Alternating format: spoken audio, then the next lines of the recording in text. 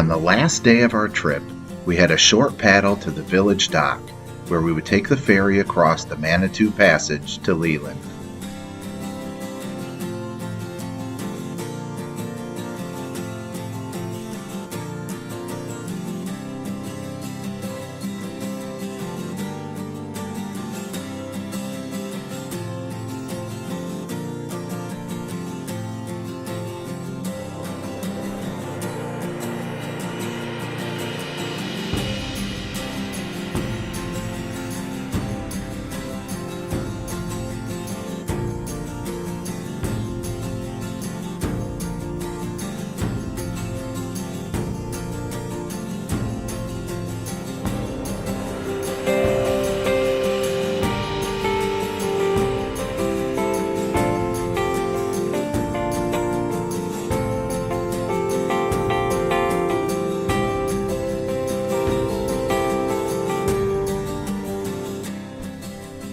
Once back on the mainland, we stopped at the Bluebird restaurant for the first meal that we didn't have to cook with our camp stoves.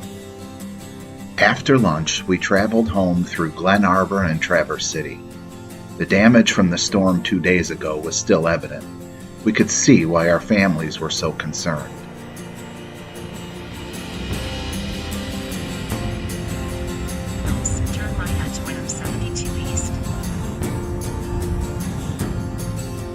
Once we were out of Traverse City, we enjoyed the long ride home rehashing every stroke of our Manitou Island paddling adventure.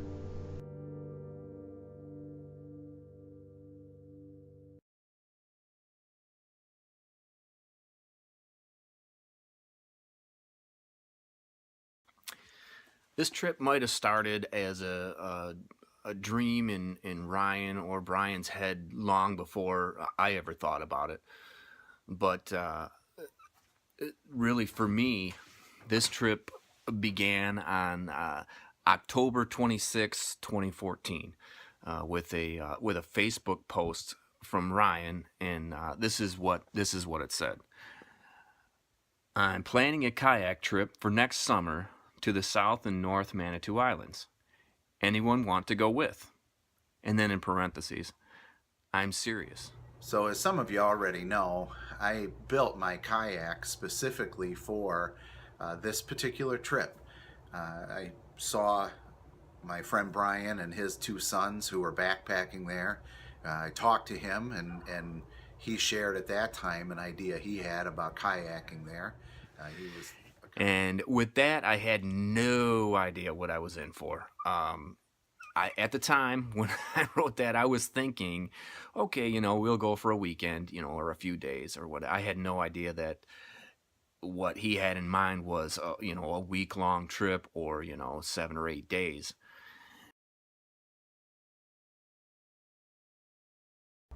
What makes it an adventure is all of the things that are so difficult to share in the pictures, the videos that we've already put together for you. Things that I just think you don't get the full scope of through pictures and videos that we took. First one is just the day-to-day rituals of backcountry survival. We were on the move every day, so every day we woke up, we had to make our breakfast, and then we had to pack all of our camp up, break down our tents, our sleeping systems, and then we had to pack all of that away into our kayaks and then head off to our next destination. And then once we got there, of course, we had to unload everything, haul everything back up to another campsite, set everything back up, and then you have to cook your dinner, and you have to do your dishes, you have to bathe yourself, and of course you have to dig cat holes to take care of your business, and there's just so much that goes on that you don't get in the videos. Although we didn't necessarily wake up every morning at 6 a.m. and hit the water, we slept in, kind of lazily made breakfast, and then made our way to the beach. But it was really obvious to me the number of things we take for granted and how easy our everyday lives are in terms of laundry, cooking, cleaning, washing, um, using the restroom. I mean, just in general, I think we take that for granted. And a trip like First off, I brought way too much. I mean, I could have fed all three of us with just what I brought. And I'm pretty sure Ryan could have fed everybody on South and North Manitou Island with what he brought. All right, so here's the story on the food. I did bring more food than what I needed to bring. There's a couple things that I did learn about this trip, and this is one of them. I packed little Folgers single coffee tea bags, or whatever you want to call them. Fortunately for me, Ryan did help me out there. He let me use his coffee, French press, most mornings, and the coffee was great. So one of the main differences, I think, between the three of us showed up in our food choices. So here's basically what I ate every night. It's simplicity is where I went, and it's basically boiled 2 cups of water, put it in there, let it set for about 10 minutes, and you're ready to go. It's pretty obvious with the food is that it reflects probably the true person who Jay is. He tends to go high end with pretty much everything he does, and the food was no different. He had a mountain house every single night. Here we have basically what Brian ate every night. Any kind of meat that would come in a package, and always mashed potatoes, some sort of pasta, and everything has to have peanut butter in it. Certainly Brian has an eclectic taste when it comes to food.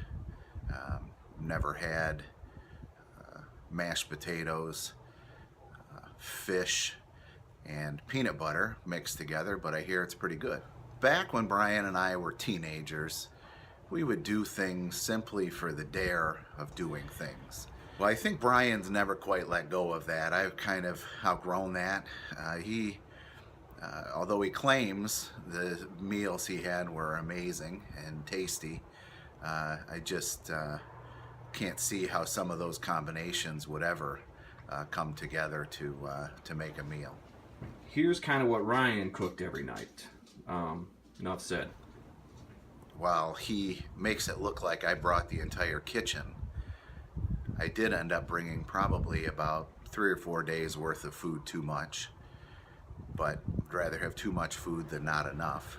So I may have watched one too many YouTube videos on how to cook bannock when you're camping, but I didn't see anybody complaining when I made bannock for the entire group on the final day.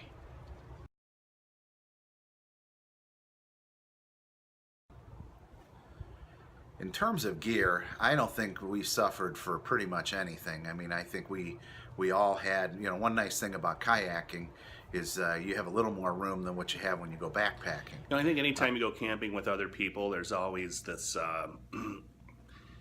you're always curious about how they're going to camp, how they're going to do it, the kinds of gear they're going to bring, and you're always comparing your camping experiences and the type of gear that you have to other people, and looking for ways to improve the gear you have, maybe make some upgrades down the road, or maybe even things not to do. Is that any equipment that Brian Coy uses has got to be Coy proof. I mean, just the genuine lack of care for his equipment, and it's got to be tough. It's got to be durable, and it's got to hold up to the toughest of circumstances.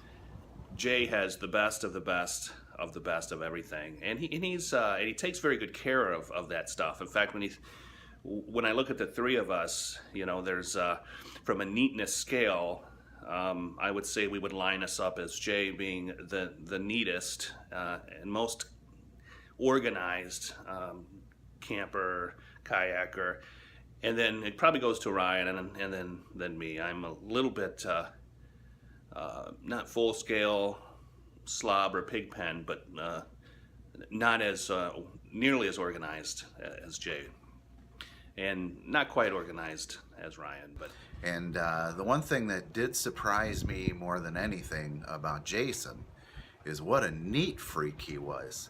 I absolutely have never seen anyone wipe down a tent and clean up his tent the way that he did. It was just really unbelievable.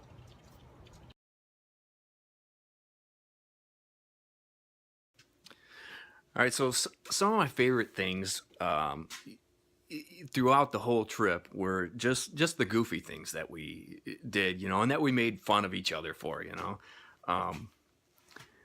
One of the things was the monarch butter moth, I guess, if you will, which Brian. I've been known to sling around a little BS on occasion, and I'm right a lot of the times, and I think that they don't really realize that. But we ran across this monarch butterfly, and I was trying to enlighten them a little bit on the fact that there's a moth out there that looks pretty close to the monarch butterfly, and I think they had a good time with that. So, but it was all for fun. And then if you watch the video on the day that we took our walk to Swenson's barn, you see like I don't know, some sort of a framework for something that we, that Brian, of course, said was, part of Sputnik. And one thing I can say about Brian is, for as long as I've known him, he's never let the truth get in the way of a good story. I don't know how many times we each said, "I'm a provider," recalling our first night and the frat boys party going on at the group campground, and we were staying in the group campground, and I know Ryan had mentioned this earlier, but it was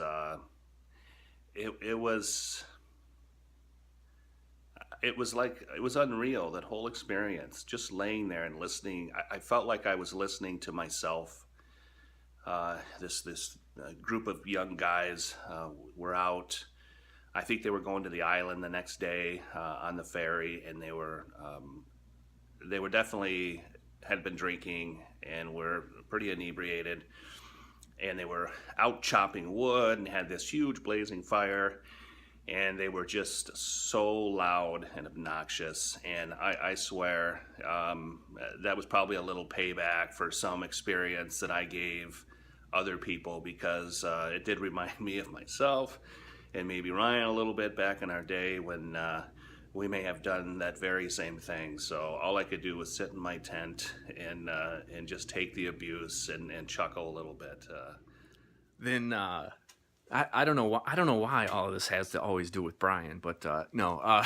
But another funny thing was Brian always worried about hitting his head on the rocks below the surface of the water.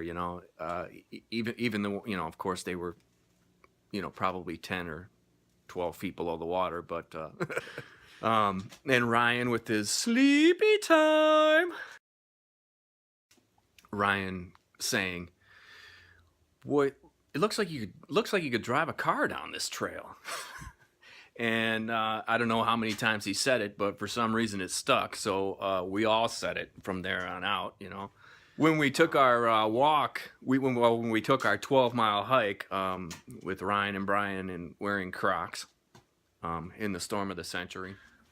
But Ryan and I made the decision to hike in Crocs, and that was not a good idea. We got just about to the halfway point and had enough with the Crocs, and that, not to mention the storm that blew through over us. That storm was wicked, and we had seen evidence of trees being knocked down as we were walking the last half of that trail. So it was incredible.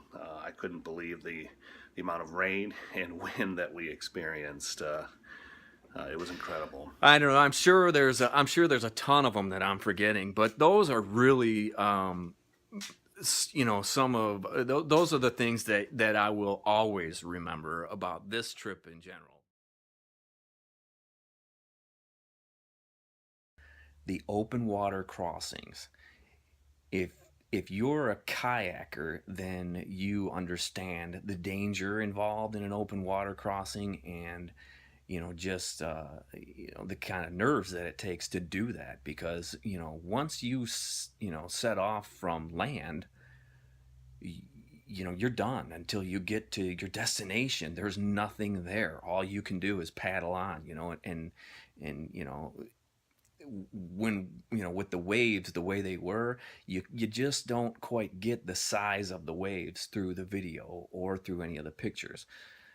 So, I mean, some of these waves, especially when our first crossing that we attempted, when we set out on the first day to head to South Manitou, I guess I'll call that the aborted open water crossing. Some of those waves, I would say, we probably had some rogue waves somewhere around 8 to 10 footers, and I mean they were monsters. I think the water was in the waves, and the way the waves were coming in with the wind, it was just way more than what we were prepared for. I hadn't had a lot of experience on my kayak, and I was a little tippy, so the waves were treacherous at times. And that is just something that you just can't get unless you've been there, or Realizing and just having a respect for Mother Nature, and while we pushed ourselves, certainly was not the kind of a thing where I think any of us at any point felt like our lives were at risk or anything like that. I mean, but I think having a respect for Lake Michigan, having a respect for the weather and the influence that those things can have on a trip is really important. For anyone who's thinking about making the cross from the mainland to either of the islands across the Manitou Passage, it's just really important to just encourage you not to go alone. It was certainly helpful that we had the three of us together and were able to assist in the event that we had to do a rescue. And I think the other thing is to just know your limitations. I mean, for us.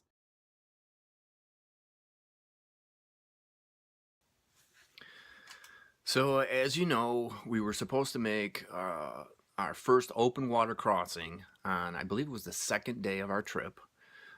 We were going from Sleeping Bear Dunes across Lake Michigan to South Manitou Island. The water was rough. We had a paddler go over and had trouble pumping water out of the boat. And so Ryan had a sail. And so we erected the sail on his boat, and then we all held together and basically sailed back into land. Well, the problem was we sailed, miles away from where we started from. So there was actually a landing and with a parking lot, and they said, listen, we'll haul the boats up to the parking lot, and you walk and see if you can either walk back to the truck or hitch a ride. So I walk up to the parking lot, and there is a woman and her little girl, and I didn't even bother to ask for a ride from them, because I thought, here's some scruffy, smelly camping dude who just rolled up on shore, and all of a sudden you're just going to give him a ride? Yeah, I don't think so. So, so I'm walking down this dirt road, and I'm trying to figure out, which way to even go, because there's like, I'm at a crossroads here, and there's 4 different ways to go, and here comes this lady, and she's just on a walk for the day, her morning walk. And so I just asked her, hey, which way to a main road, because and I kind of gave her a little background, told her what happened, and she says, and she starts explaining to me, hey, you go, and then, you go this way, and then she says, just come with me, and let's go get my husband, and we can give you a ride. And I mean, I thought, oh wow, there's this no way this is even happening. I can't believe that she's going to give me a ride. We walked on this road, and we ended up we went in through this back entrance of like a condo complex, and which was gated off from the dirt road, so you couldn't drive a car out that way. And so we walked up through this complex, and I waited outside while she went and got her husband, and then the two of them came out. We got in their car, and they drove me to pick up the truck, which was parked at the cannery. So anyway, like I say, it was about 7 miles away, and I didn't realize we were that far away, actually. But they were the nicest couple, and I wish I could remember their names, but I can't. I think that the guy's name was Paul, but I really can't be for sure. But if I remember right, they were from New York, and they come there to stay for the summers, and they were retired, and so anyways, great couple. But it's just amazing that that I ran into her. It was just it was just dumb luck that I ran into her on a walk. So anyway, they gave me directions to get back, which I never would have found that parking lot again had they not given me the directions, because I mean, literally, you had to go down this road, then go down that road, and then they had to go up this some dirt road, which was like almost like a fire road, like a U.S. Forest Service fire road. It was it was crazy. And then they said there was a guy cutting the lawn over in one. You would pass by this guy who was cutting his lawn, if he was still out cutting his lawn, which he was. And then you'd make this turn and that turn, and then finally you'd find the parking lot, and lo and behold, I found it again. And we loaded up the trucks and headed to we loaded up the truck with the kayaks and headed to Leeland so we could take the ferry over to South Manitou. But that's how we got back to the truck.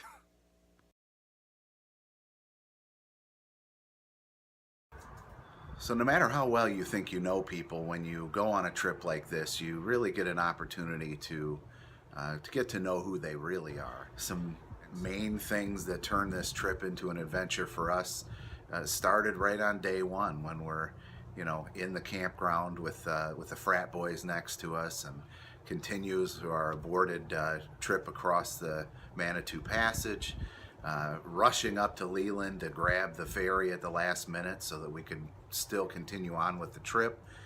And then, of course, things like the weather, losing the weather radio and not being able to track the weather, and, the waves. I mean, just this thing after thing. It's all part of any trip, I think, but that's what really takes the trip from kind of being planned, and in your mind, I think you kind of picture that it's going to be an ideal situation throughout, and then to be in a situation where just things are going wrong and needing to push through. And I will tell you, it was such a fabulous time. 7 days was great. I knew by the end there we were getting on each other's nerves a little bit, but all in all, it was awesome. I guess the only thing I wonder, Brian, is were we getting on your nerves? Even if you think we were getting sick of you towards the end of the trip, that really is not true at all. As different as we all are, the three of us, I found no issues getting along with either one of you. At times, things would get to you, but you just work through that. That's not a big deal. And I will tell you, part of the key about taking any kind of an adventure or trip like this is being with the right people. And I can't imagine, you know, we faced some pretty tough situations through this adventure. And not one time did any one of the three of us get in a situation where we thought about not continuing or let any one little part of it ruin the trip for the rest of us. So it was good. It was a great trip.